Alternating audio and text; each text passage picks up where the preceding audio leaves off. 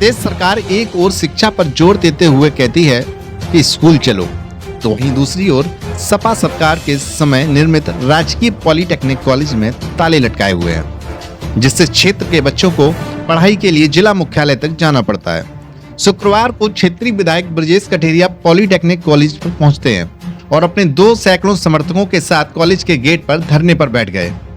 विधायक तथा उनके समर्थक गले में खाली मटकी भी लटकाए हुए थे। आइए देखते हैं विधायक ने क्या कुछ कहा। विधायक की जुबानी।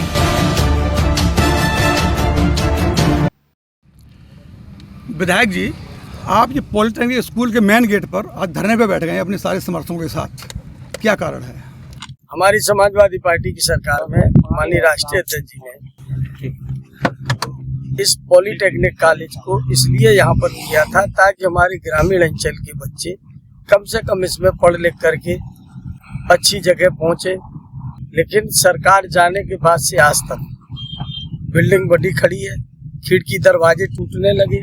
कई बार इसको विधानसभा में मैंने तमाम सारे नियमों में ला करके कार्रवाई करानी चाहिए। मैं सदन में बोला भी इसके संदर्भ में, लखनऊ अधिकारियों से भी संपर्क किया।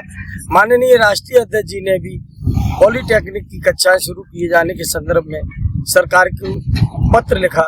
इसके बाद भी सरकार के कान में जू नहीं रेंग रही है। यहाँ कक्षाएं सुचारू रूप से चालू हों, इसके संदर्भ में हम सभी लोग यहाँ धरना प्रदर्शन पर बैठे। अच्छा विधायक जी, आप धरने पर कब तक बैठेंगे कि सरकार ने नहीं सुना या प्रशासन ने नहीं सुना, तो आप धरने पर कब तक बैठे रहेंगे? देखिए, ये संघर्ष है और हम विपक्ष में हैं और जब तक समस्या का निस्तारण नहीं होगा हम लोग निरंतर संघर्ष करते रहेंगे। आपने गले में मटकी और टांगी हुई है, इस पे लिखा हुआ है उत्पीड़न। इस पे मटकी टांगने का आशय ये है कि भारतीय जनता पार्टी बिजली का निजीकरण कर दिया, हवाई अड्डों का निजीकरण कर दिया, रेलवे का निजीकरण कर दिया। यही नहीं, आपके शिक्षा का भी निजीकरण होने की स्थिति है और निजीकरण करने जा रही है। तमाम सारे प्राथमिक विद्यालय खत्म किए जा रहे हैं। आज अपने आप ही सूची निकली है बीएसए की, देख लीजिए कितने विद्यालय खत्म कर दिए। पूरी तरह इनकी सोच व्यवस्था की तरफ ले जाने को है समाज को, कि कोई भी समाज का व्यक्ति शिक्षित न हो सके।